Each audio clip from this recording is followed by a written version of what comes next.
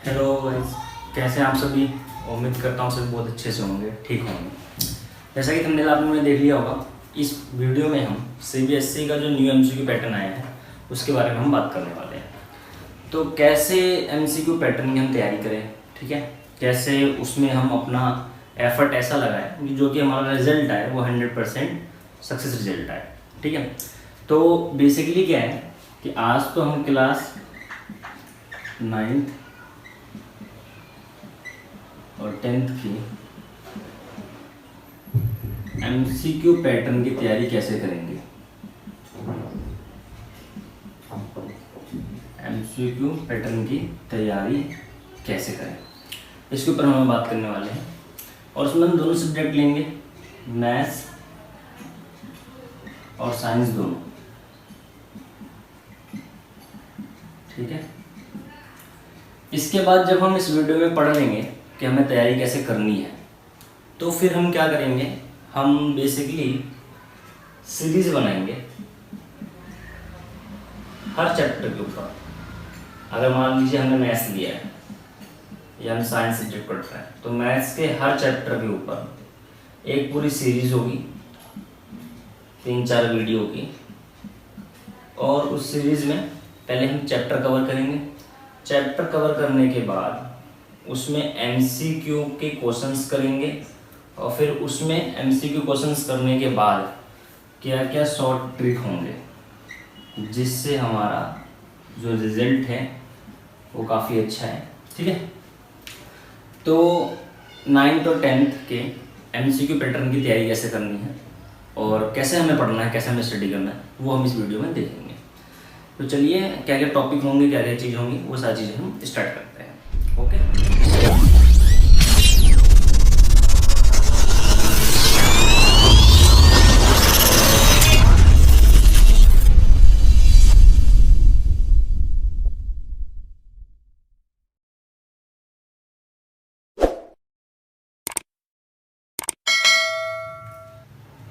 तो देखिए बच्चों, सीबीएसई की न्यू एग्ज़ाम एमसीक्यू जो पैटर्न है उसकी हम तैयारी कैसे कर सकते हैं।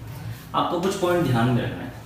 पहले हम बात करते हैं साइंस की। ये जो मैं पॉइंट्स बता रहा हूँ ये 9th के लिए भी है और 10th के लिए भी है।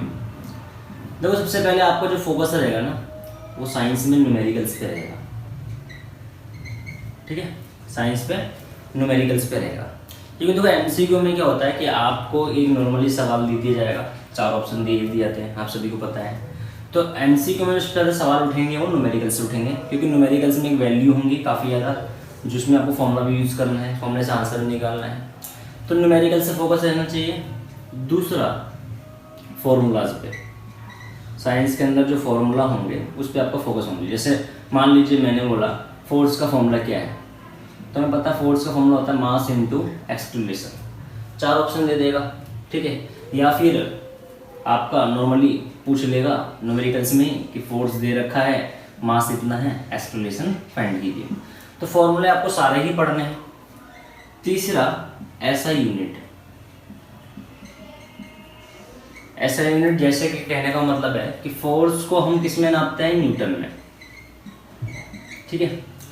तो मतलब बोल जाएगा व्हाट इज द ऐसा यूनिट ऑफ फोर्स, या आपसे पूछ सकता है मास को किस में नापते हैं, केजी में नापते हैं, ठीक है। तो ऐसा यूनिट में पूछ सकता है। बट चौथा जो है, ऐसा यूनिट है कन्वर्जन। ऐसा यूनिट का जो है कन्वर्जन की हम बात कर रहे हैं।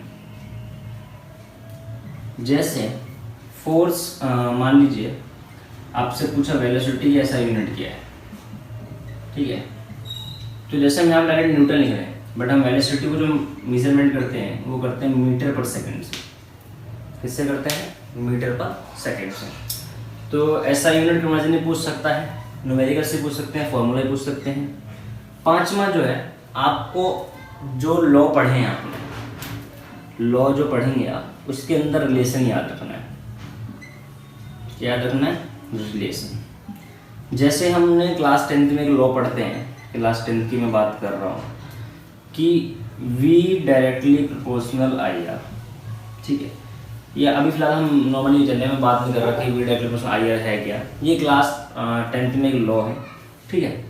अब ये जो लॉ है ये किसी साइंटिस्ट ओम्स के द्वारा दिया गया था, ठीक है, ओम्स के द्वारा दिया गया था, इसलिए इसे हम ओम्स लॉ बोलते हैं। तो ये लॉ है और V डायरेक्टली प्रोपोर्शनल IR है। तो ये लॉ की हम तैयारी कैसे करें, ठीक है, हमें लॉ पढ़ने होंगे, उसके जो फॉर्मूले हैं उसका रिलेशन है, आपको ऑप्शन में दे रखा होगा, फिर आपको टिक लगाना होगा। तो मेन चीज़ 5 पॉइंट ये ध्यान रखना है कि आपको न्यूमेरिकल की अच्छे से तैयारी करनी है, फॉर्मूले पढ़ने हैं, ऐसा यूनिट याद करने हैं, ऐसा यूनिट कन्वर्जन पढ़ने हैं, और 5वां पॉइंट जो है वो लॉ के रिलेशन पढ़ने हैं।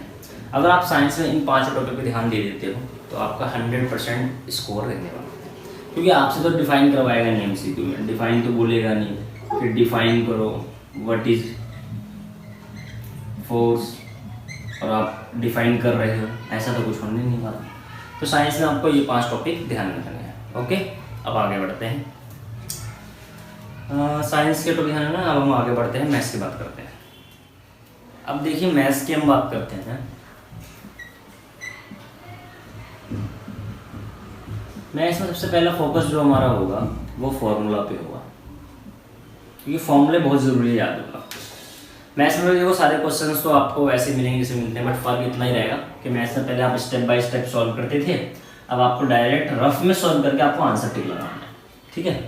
तो फॉर्मूले याद होना बहुत ज़रूरी है, क्योंकि जब आपको फॉर्मूला याद होगा तो आंसर करेक्ट निकलने के 90% चांस बन जाते हैं। जब फॉर्मूला याद होगा तो उसको अप्लाई करना भी पता ही होगा कि अप्लाई कैसे करते हैं। दूसरा चीज़ आपको याद रखनी है कैलकुलेशन। कैलकुलेशन जो है आपको वो फास्ट करनी है, ठीक है, क्योंकि न्यूमेरिकल्स में देखो, मैथ्स के न्यूमेरिकल्स में सारे क्वेश्चन मैथ्स के होंगे। आपको मालूम है कि मैथ्स को निकालने में आपको ये लगता है टॉपिक स्टार्ट होते हैं सारी चीज़ें, है ना।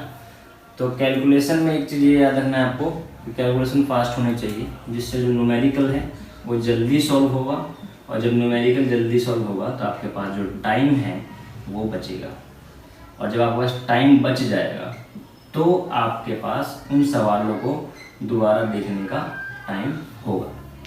तो कैलकुलेशन फास्ट करें, जिससे न्यूमेरिकल में टाइम क्या होगा आपका सेव होगा। तीसरा सबसे ज़्यादा जो बड़ी गलती होती है वो होती है प्लस माइनस मल्टीप्लिकेशन और डिवीजन की, MCQ में खासकर। आप गलत आंसर भी निकालोगे वो भी ऑप्शन में होगा। जैसे मान लो हमारे पास 4 ऑप्शन है ABCD, आपने कोई फॉर्मूला सॉल्व किया, लगाया, पुट किया, पुट करने के बाद अगर आपका आंसर आपने माइनस प्लस में ध्यान नहीं दिया, बेसिकली कहने का मतलब है मैं बोल्ट्जमान रूल की बात कर रहा हूँ कि आपको फॉर्मूला भी पता है, लगाना कैसे वो भी पता है, बट आपने माइनस प्लस में गलती कर दी। तो जैसे आपने माइनस प्लस से गलती करी तो आंसर चेंज हो जाएगा, जो भी उसमें दे रखा होगा वो आपका आंसर से मैच होगा, गलत आंसर ही मैच होगा, और फिर आप सोचेंगे कि आपने आंसर सही निकाला और टिक लगा के आ जाओगे, और बोर्ड वो आपका स्कूल में वो चीज़ हो जाएगी, गलत हो जाएगी। तो कैलकुलेशन बिल्कुल याद रखना, सही करना है। और कैलकुलेशन अगर आपको बोल्ट्जमान रूल अगर नहीं पता है, कुछ कैलकुलेशन नहीं पता है, तो उसके ऊपर भी हमने शुरू में जब हमने वीडियो स्टार्टिंग की बनाना, तो शुरू में 2 वीडियो में डाल रखी है बेसिक के ऊपर, वो जाकर देख सकते हैं। तो मैथ्स में ये 3 चीज़ें बहुत ज़रूरी ध्यान देना है, फॉर्मूला, कैलकुलेशन, बोल्ट्जमान रूल, और चौथा जो एक चीज़ और लिख सकते हैं हम इसकी, रिवाइज या फिर प्रैक्टिस जरूर करें। रोज़ाना प्रैक्टिस करें 1.5 घंटे चैप्टर के लिए, ठीक है। तो ये सारे पॉइंट्स आपको ध्यान रखने हैं। अब बात करते हैं कि MCQ की, ठीक है, ये पॉइंट ध्यान रखने में तैयारी करनी है। अब जो भी हम 9th और 10th की अब धीरे धीरे हम सीरीज स्टार्ट करने वाले हैं, हम एक सीरीज बनाने वाले हैं। उस सीरीज में पहले हम चैप्टर को कवर करेंगे, चैप्टर का बेसिक चीज़ को कवर करेंगे, फिर उसके कवर करने के बाद उसमें जो जो इम्पोर्टेंट चीज़ है उसके ऊपर हम MCQ बनाएंगे, और फिर उसके हम MCQ क्वेश्चन क्या करेंगे, सॉल्व करेंगे, ठीक है। MCQ क्वेश्चन क्या करेंगे, सॉल्व करेंगे। तो ऐसे हम सीरीज लाने वाले हैं। फिलहाल आज हमें ये बताना था कि CBSE का जो पैटर्न है MCQ का वो 9th 10th का चेंज हो रखा है, आप लोगों को पता ही होगा, बट हमें उसकी तैयारी कैसे करनी है वो मैं बताने वाला था। तो हम इसका वीडियो जल्दी ही इस वीक में क्लास 9th का जो है मैथ्स का एक चैप्टर का लेके आएंगे फिलहाल, और धीरे धीरे हम हर हफ्ते में 2-3 वीडियो डालेंगे, और जैसा भी है हम बताएंगे कैसे तैयारी होनी है। 100% रिजल्ट रहेगा आप लोगों का, रोज़ वीडियो देखिएगा, और ज़्यादा हम बड़ा वीडियो नहीं बनाएंगे, कोशिश करेंगे कि एक वीडियो में ज़्यादा से ज़्यादा कंसेप्ट क्लियर कर सकें। तो आई होप आप लोगों को समझ में आया होगा, और समझ में आया तो प्लीज़ लाइक से सब्सक्राइब करके जाइएगा। चलिए नेक्स्ट वीडियो में हम आपको